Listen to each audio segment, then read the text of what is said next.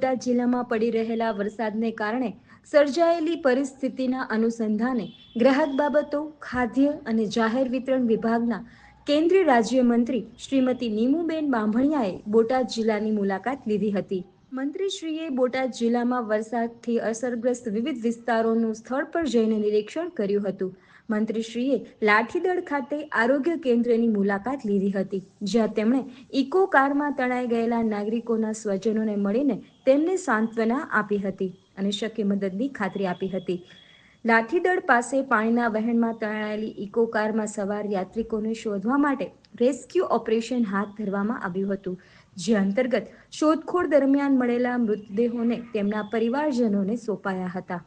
આ ગમગીન માહોલમાં મંત્રીશ્રીએ મૃતકોના પરિજનોને હિંમત પૂરી પાડી હતી. મુલાકાત બાદ બોટાદ જિલ્લા કલેક્ટર કચેરી ખાતે સમીક્ષા બેઠક યોજાઈ હતી, જેમાં મંત્રીશ્રીએ સમગ્ર રાહત કામગીરી અંગે વિસ્તૃત માહિતી મેળવી હતી. આ બેઠકમાં સંકલનના તમામ અધિકારીશ્રીઓ ઉપસ્થિત રહ્યા હતા.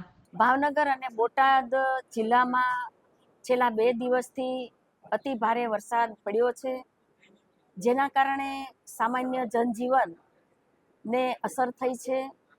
નીચાણવાળા વિસ્તારોની અંદર પાણીનો પ્રવાહ વધારે હોવાથી અનેક લોકોને મુશ્કેલીનો સામનો કરવો પડ્યો હતો. અમારા આ ભારે વરસાદના કારણે જિલ્લા વહીવટી તંત્ર, ડિઝાસ્ટર મેનેજમેન્ટ સેન્ટ્રલમાંથી, રાજ્યમાંથી અને ફાયરની ટીમ અને જિલ્લા વહીવટી તંત્ર દ્વારા રાત્રે પણ કંટ્રોલ રૂમમાં ખડા પગે બધા ત્યાં હાજર હતા અને લગભગ 87 જેટલા લોકોને સુરક્ષિત સ્થળાંતર કરવામાં આવ્યું છે.